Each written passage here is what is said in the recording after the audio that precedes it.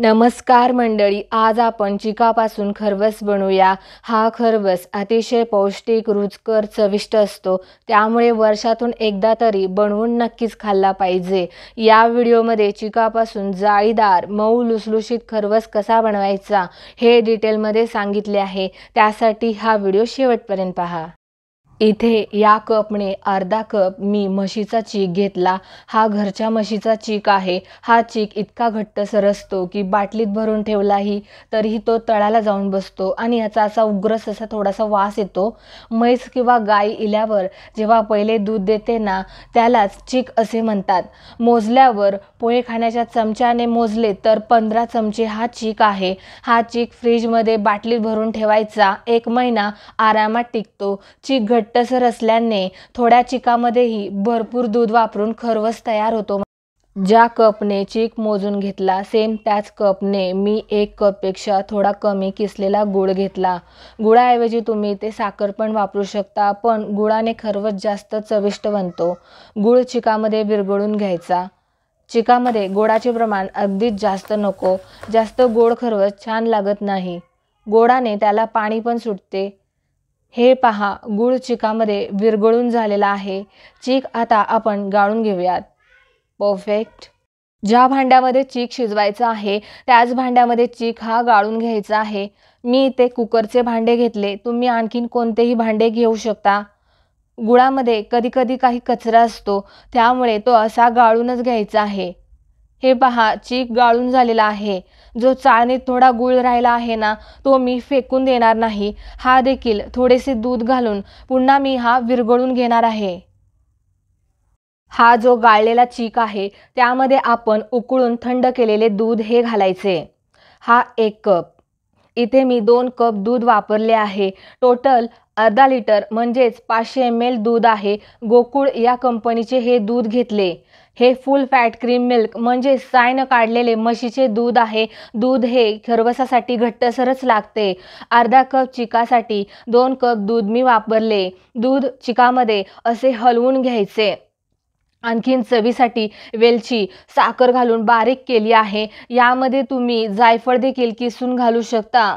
मंडळी, इथे तुम्हाला गुळाचा अंदाज येत नसेल तर इथे दूध एकदा चाखून पहा, गूळ कमी आहे की जास्त। दूध फक्त गोडसर लागले पाहिजे। दूध हे पुन्हा पुन्हा ढवळून घ्यायचे, म्हणजे चीक हा एकसारखा शिजला जातो। परफेक्ट। चिकाचे भांडे मावेल इतपत मोठा असा टोप घेतला, त्यात पाणी टाकून जाळी ठेवली, म्हणजे चिकाच्या भांड्यापर्यंत तळाचे पाणी हे शिरणार नाही। आता जो चिकाचा डबा आहे तो या भांड्यामध्ये शिजवण्यासाठी ठेवायचा। भांड्यावर पालते झाकण ठेवायचे। भांड्यामधून वाफ बाहेर जाऊ द्यायची नाही। गॅस हा मध्यम ते जास्त आचेवर ठेवायचा आणि चीक चांगला शिजवून घ्यायचा। इथे बरोबर 45 मिनिटे झालेत। खरवसवरील झाकण बाजूला काढून घेते। खरवस एकदा शिजला का ते पाहूया। खरवस कडेने, हे बघा, कडेने सुटला आहे, म्हणजेच ओळखायचे की खरवस शिजलेला आहे। आणि दुसरे म्हणजे सुरी ही खरवसामध्ये घातली तर सुरीला खरवस अजिबात चिकटत नाही, तर खरवस हा शिजलेला आहे असे समजायचे। खरवस मी असाच थंड होण्यासाठी बाजूला ठेवून देते। हे पहा, मी खरवस रात्रभर बनवून असा साध्या पाण्यामध्ये ठेवला आणि आता सकाळी यावरचे झाकण काढले। खरवस अगदी परफेक्ट सेट झाला आहे। जवळूनही तुम्ही पाहू शकता। म्हणजेच खरवस हा फ्रीजमध्ये ठेवायची आवश्यकता नसते, बाहेरही तो चांगलाच सेट होतो। याच्या वड्या कापून घेऊयात। सुरीने खरवस असा वड्यांमध्ये कापून घ्यायचा। इथे तुम्हाला एक छोटीशी रिक्वेस्ट आहे, माझ्या अशाच नवनवीन रेसिपी आवडत असतील तर व्हिडिओला लाईक, शेअर आणि चॅनलला सबस्क्राईब करायला विसरू नका। मंडळी, हा तुम्ही फ्रीजमध्ये ठेवला तरीही चालतो। खरवसची एक वडी पहा, वा, मस्तच। अगदी सहजपणे हातानेच वडी बाहेर काढायची आहे। मस्तच, अगदी मऊसूत खरवस तयार झालेला आहे। अगदी मऊ, लुसलुशीत असा खरवसची वडी तयार झाली आहे। वेलची ही तळाशी जाऊन बसली आहे। यामध्ये तुम्ही आणखीन बरेचसे काही इन्ग्रेडियंट म्हणजे ड्रायफ्रुट्स वगैरे घातले तरीही चालतात। इथे खरवसची आणखीन एक वडी काढून तो जवळून कसा दिसतोय ते दाखवते. वा मस्तच! खरवस हा खूपच सुंदर असा झालेला आहे. याच्या वड्याही फारच सुंदर झालेल्या आहेत. याचे कुठेच पाणीही झालेले नाही.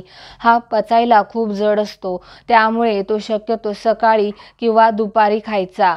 चला तर सगळ्या वड्या मी प्लेटमध्ये काढून तुम्हाला दाखवते. परफेक्ट! खरवसाच्या वड्या मी अशा केळीच्या पानांवर काढल्यात. म्हशीच्या चिकाच्या वड्या आहेत. अतिशय चविष्ट, पौष्टिक आहेत. गावी आमच्याकडे म्हैस किंवा गाई इल्यावर अशा चिकाचा भरपूर प्रमाणात खरवस तयार करतात आणि अख्ख्या आळीला तो वाटतात. हा खरवस बाहेर 1 दिवसच राहतो, पण फ्रीजमध्ये ठेवलात तर तो 3 ते 4 दिवस खराब होणार नाही, आरामात टिकतो. खरवस बघा किती मऊ लुसलुशीत झालेला आहे. अजिबात त्याला पाणी सुटलेले नाही. कशी वाटली तुम्हाला आजची रेसिपी? ही रेसिपी तुम्ही एकदा नक्की ट्राय करून पहा. व्हिडिओ आवडल्यास व्हिडिओला जास्तीत जास्त लाईक, शेअर, कमेंट आणि हो, चॅनलला सबस्क्राईब करा. भेटूयात अशाच एका नवीन रेसिपीमध्ये. तोपर्यंत मस्त खा आणि हेल्दी राहा. धन्यवाद.